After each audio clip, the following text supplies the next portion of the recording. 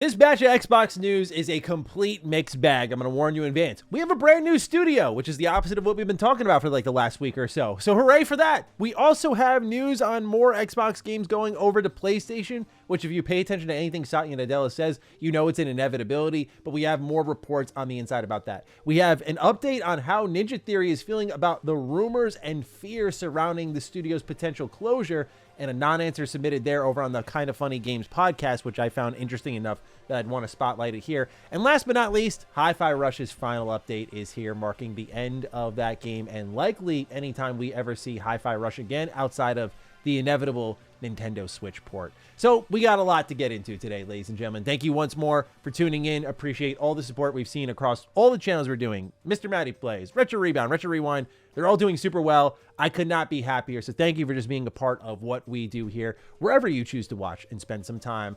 But first, a word from our sponsor. The following video is brought to you by 1v1.lol. It's time to tell you about the new upcoming game that thousands upon thousands are playing right now, 1v1.lol. This is a battle royale game that throws you right into the action. I'm talking I hit the play button and it's action on site, everyone running around, scrambling for weapons. It is a ton of fun. You can play it everywhere, whether it be on mobile, on PC. I've been playing it mostly on Steam, and right now, some of the biggest YouTubers are in the game with their own skins. Up until May 25th, Unspeakable, FaZe Rug, Clicks are all going to have skins available in-game. Make sure you're getting there quick, because once it hits May 25th, they're not going to be available anymore. You'll have the chance to play with them live, and why not? Because you have so many different champions to pick from, each of them with their own set of different abilities and usages that you can unlock through continuously playing the game. The game rewards you quite well for your time spent, and I really like the twist that they had on champions' abilities, where immediately I can zip all over the map, dash everywhere. You mix together third-person gunplay and the ability to have great movement, you've got me won over. So, what are you waiting for?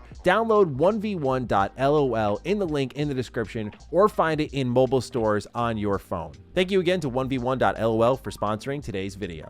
All right, let's begin at the top with a spicy one, as Wall Street Journal reports Microsoft is planning its boldest games bet yet since the Activision deal, changing how Call of Duty is sold. It's in this report that they state that Xbox is planning to put the newest Call of Duty into Game Pass. And I gotta say, I may be wrong on this one, and I'm stunned to be wrong on this one, but it doesn't mean that I think it's a smart call at the end of the day. I've been saying for a while that just given where Xbox is as a business, you can't put Call of Duty into Game Pass. The risk is so high. We saw how after quarterly releases of major exclusives for Xbox, that their revenue didn't really move the needle, and in fact were losing money last year if not for the Activision Blizzard acquisition. Now you see there how Call of Duty is a major difference maker, but you risk tampering with the revenue there because you're about to convince a bunch of people that they'll never need to buy Call of Duty, that they can just subscribe to Game Pass, which could be the big play here. This really is, in my opinion, the do or die moment for Game Pass.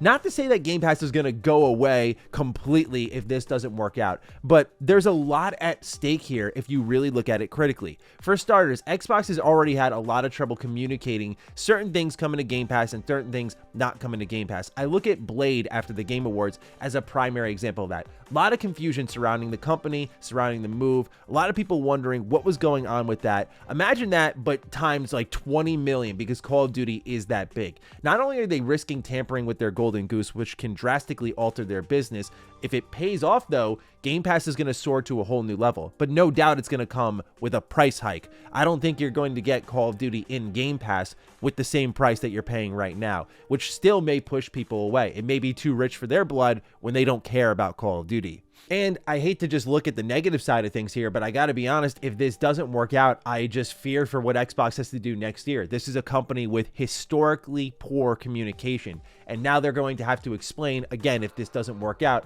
how you got Call of Duty in Game Pass one year, but you're not going to get it next year, because I think it's a one and done. If this doesn't work out, there's no way it sniffs near Game Pass. Then it calls into question other day one deals. How do you communicate what's going day one into Game Pass and what's not? Perhaps that's a conversation for another day, but I just look at this as the big make or break moment for Game Pass, where if it doesn't work out, I think it's going to result in serious changes in the Xbox business. I'm not talking layoffs and studio closures.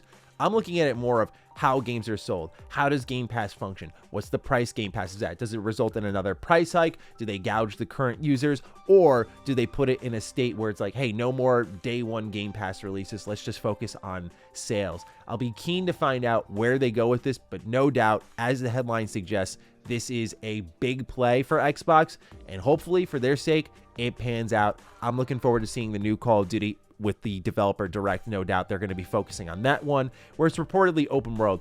So we'll see where that goes. But we're going to stick with Activision here in our next news story. Activision has opened a brand new studio called Elsewhere, and this is headquartered in Poland. Here's what they write inside their blurb. Activision has formed an all-new internal studio, Elsewhere Entertainment. The new team, headquartered in Warsaw, Poland, with additional resources in the US, is exclusively focused on creating a new, narrative-based and genre-defining AAA franchise. Built from the ground up, Elsewhere Entertainment is a premier and standalone studio dedicated to establishing an environment that inspires bold and diverse ideas. The team's underlying mission encourages everyone to explore and collaborate creatively to craft a franchise with an enduring legacy that resonates far beyond games.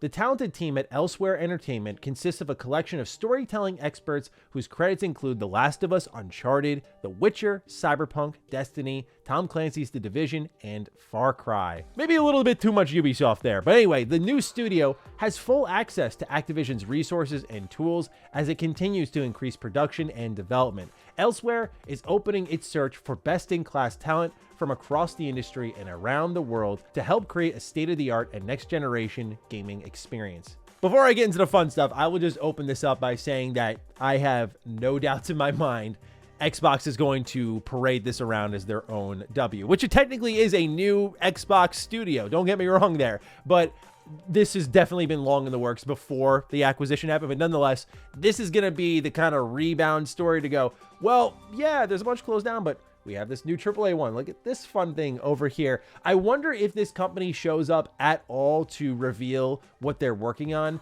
Obviously, it's very early days, but since they talked about here on the blog post, hiring, what usually helps to draw more talent to a team, especially if there are US resources being utilized here, is that you post a game announcement at a showcase, so then freelance developers or available unemployed developers look at what's happening there and go, oh, hey, that seems pretty cool. I actually want to go work on that.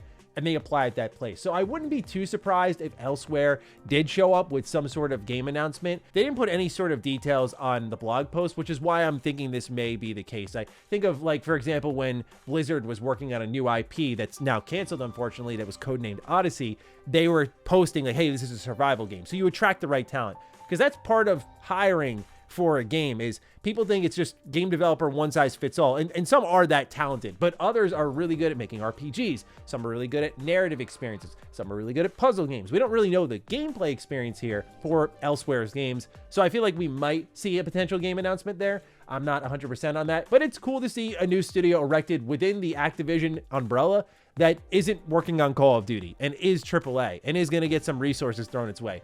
That is pretty exciting. As someone who's not big on most of Activision's teams, I'm cool with this. This looks good to me, so I'm curious to see how they operate, what they end up making. Again, early days, so we may not see much for a long while beyond an inevitable announcement. Some may ask, does this soften the blow of what happened with 4 studio closures? I think that it's not really comparable. You still close down 4 studios and you're not really responsible for opening this one. And when you look at Xbox and the last studio they did open in the initiative, we're hearing rumors that Perfect Dark is looking better thanks to a report by Jeff Grubb. And I'm really excited if that is true, because some people are still saying, well, it is rough according to some, but others are saying it's going to come together. So I don't know if this is a clash between optimism and pessimism, but we're also hearing that it may be at the summer showcase.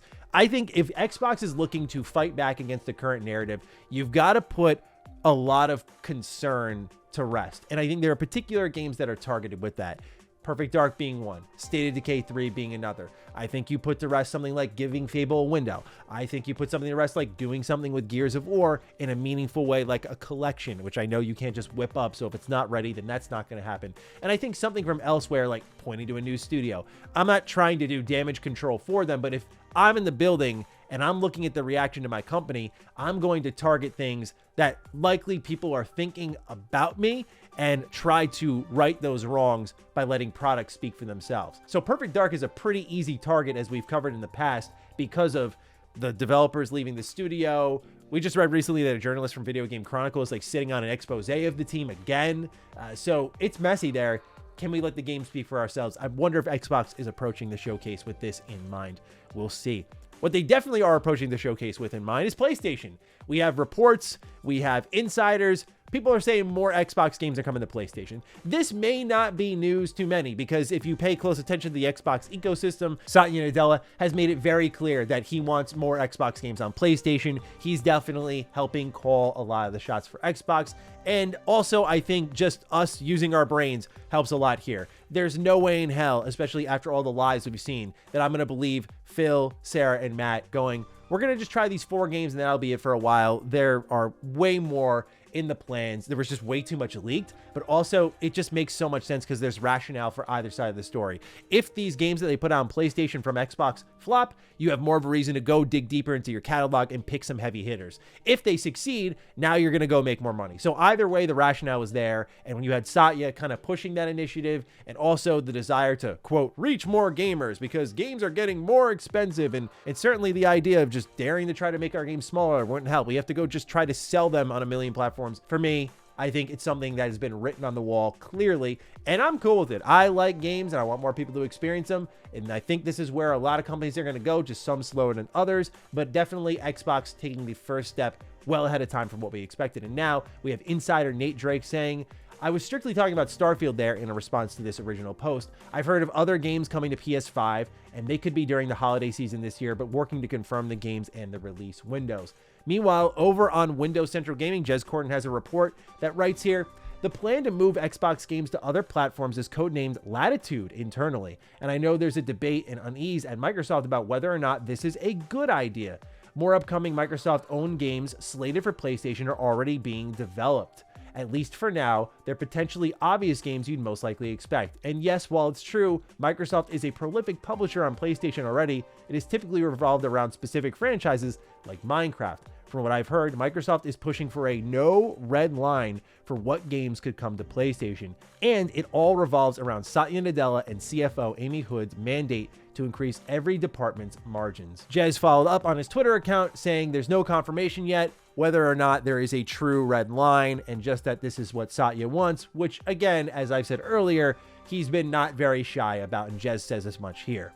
This is an interesting one because this situation moves so fast when you really look at it. We started at the top of the year with this thought process of eventually Xbox games will come to PlayStation and Switch, but it'll be this curated version of Game Pass. Then they were selling them a la carte. That became a huge problem.